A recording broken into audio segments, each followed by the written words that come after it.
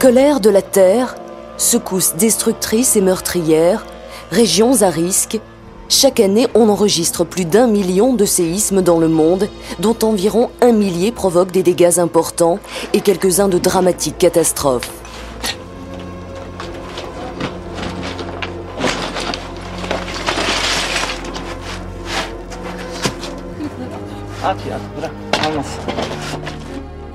Mais au fait, qu'est-ce qu'un séisme? Où et comment se déclenche-t-il? De nombreux scientifiques étudient ces soubresauts violents de la planète pour mieux les comprendre et tenter de les prévoir.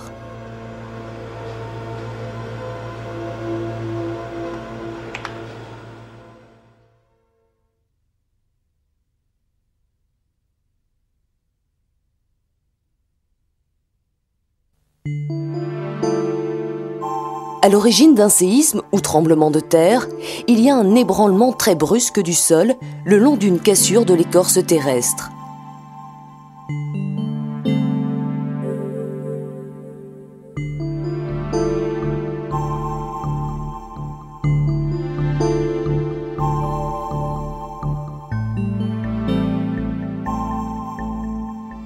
Ce type de dessin schématique très simplifié permet de situer les principaux éléments nécessaires à la compréhension d'un séisme. Le mouvement brutal de la faille engendre des vibrations, les ondes sismiques, qui se propagent dans toutes les directions du sous-sol à partir d'un point de départ appelé foyer. Le point de la surface de la Terre, à la verticale du foyer, et qui reçoit les ondes le premier, généralement avec la violence maximale, est l'épicentre du séisme.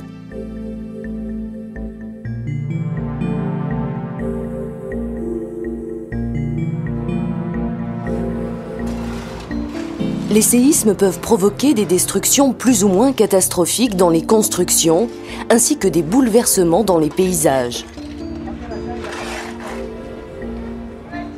Cette faille située en Turquie, par exemple, a bougé de façon importante lors d'un récent séisme ayant affecté la région.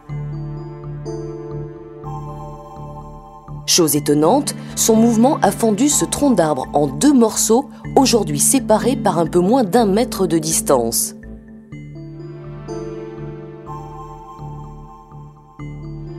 Ces modèles simplifiés permettent de montrer les principaux types de failles qui peuvent jouer dans un séisme. Les unes sont liées à des mouvements d'écartement et d'autres à des mouvements de rapprochement. D'autres encore correspondent à un coulissage latéral des compartiments rocheux, comme dans ce paysage du Tibet. Les décalages de terrain que l'on peut observer se sont formés au cours de séismes successifs. En faisant coulisser à l'envers les éléments de la photo, les scientifiques ont pu reconstituer le paysage d'origine avant les séismes, différent dans sa morphologie du paysage actuel.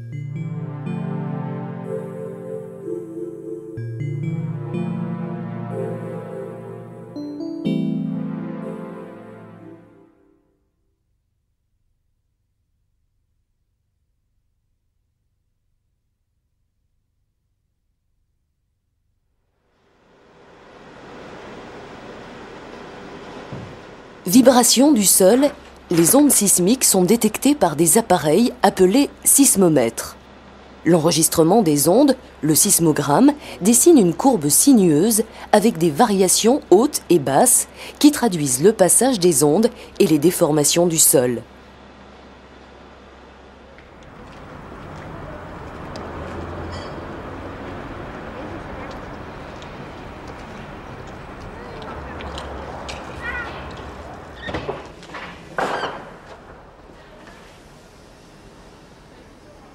L'observation des anciens sismographes, comme ceux présentés au musée de sismologie de Strasbourg, permet de comprendre leur principe de fonctionnement.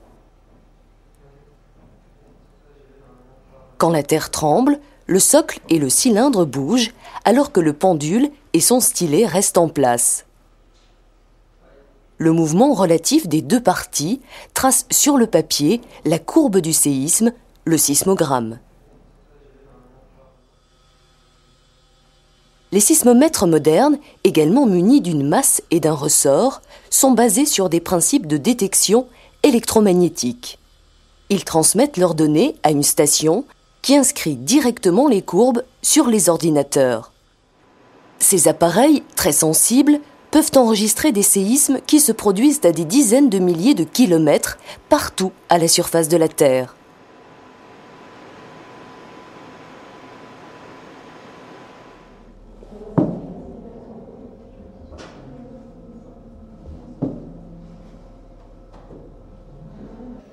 Ce sismomètre de démonstration permet d'observer le lien direct entre un choc, les ondes qu'il engendre, leur détection par l'appareil et leur enregistrement sous forme de sismogramme.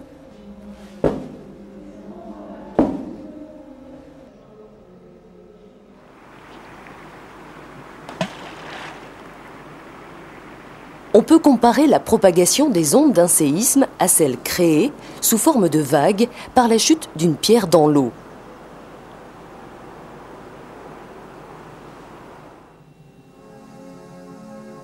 Le fonctionnement de cette maquette à ressort permet de simuler simplement deux types d'ondes émises lors d'un séisme. Les ondes P ou ondes premières sont des ondes de compression. Comme leur nom l'indique, elles sont plus rapides et arrivent les premières en un point donné à la surface du sol. Les ondes S ou ondes secondes sont des ondes transversales qui se déplacent moins rapidement que les ondes P.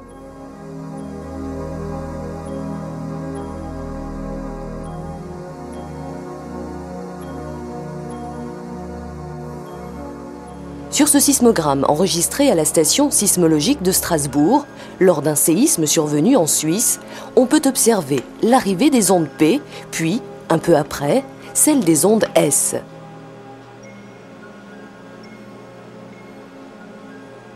La différence de temps d'arrivée entre les ondes P et les ondes S permet de savoir à quelle distance le séisme a eu lieu.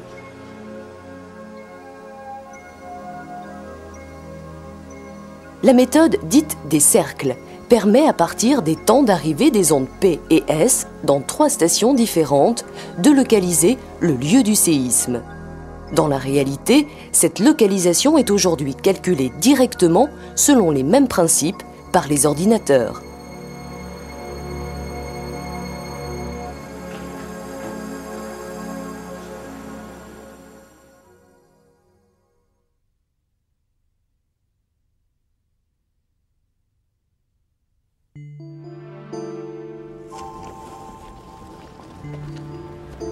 Pour comprendre les séismes, il est fondamental de ne pas confondre la magnitude et l'intensité. La magnitude est une donnée mathématique calculée à partir de l'amplitude des ondes sismiques. Elle traduit l'énergie libérée lors du séisme et est indiquée par une valeur sur l'échelle de Richter, du nom de son inventeur. L'intensité d'un séisme, quant à elle, est estimée à partir des effets ressentis par la population en un lieu donné.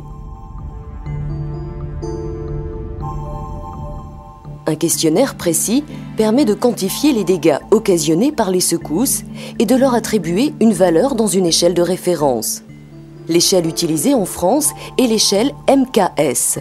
Elle va du degré 1 au degré 12, qui correspond à la destruction totale des constructions humaines et à des changements importants dans les paysages.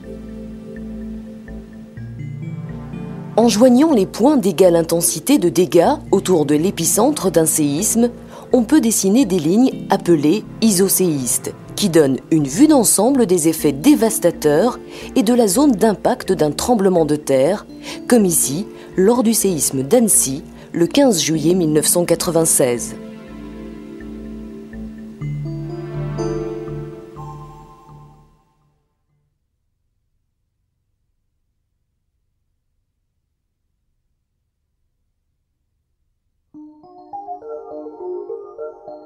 La répartition des séismes n'est pas quelconque. Comme le montre la carte, elle obéit à des lignes plus ou moins bien marquées qui correspondent aux limites des plaques tectoniques. Les principales zones sismiques dans le monde sont situées sur le pourtour de l'océan Pacifique, en Indonésie et aux Antilles. Les séismes y sont dus au phénomène de subduction, c'est-à-dire au rapprochement et au plongeon d'une plaque océanique sous un continent. En Californie, les séismes sont dus au coulissage latéral des terrains le long de la célèbre faille de San Andreas. De nombreux séismes ont lieu dans les chaînes de montagnes qui s'étendent depuis l'Europe et l'Afrique du Nord jusqu'en Himalaya et en Chine. Ce sont des zones de soulèvement montagneux où des continents entrent en collision les uns avec les autres. Les milieux des océans ainsi que l'est de l'Afrique sont aussi des régions sismiques. Elles correspondent à des zones où les plaques tectoniques s'écartent les unes des autres. Chamonix, 1905. Lambesc en Provence, 1909. Arête dans les Pyrénées, 1967. Annecy, 1996. La France n'est pas à l'abri des séismes.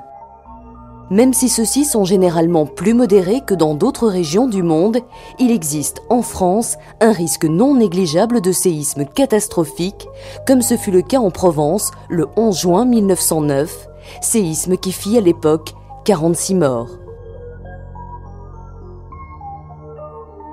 En France, comme dans le reste du monde, les zones sismiques correspondent aux zones instables de l'écorce terrestre, avec en particulier l'Alsace, les Alpes, la Provence et la Côte d'Azur, et les Pyrénées.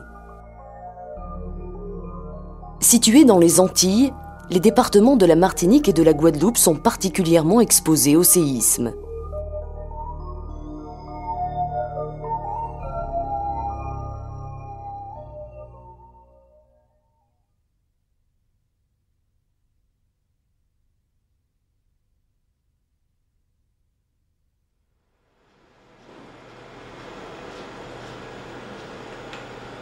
Dans de nombreux pays, et en particulier en France, à l'Institut de physique du globe, des scientifiques, spécialistes en sismologie, analysent en permanence les séismes qui se produisent partout à la surface de la Terre.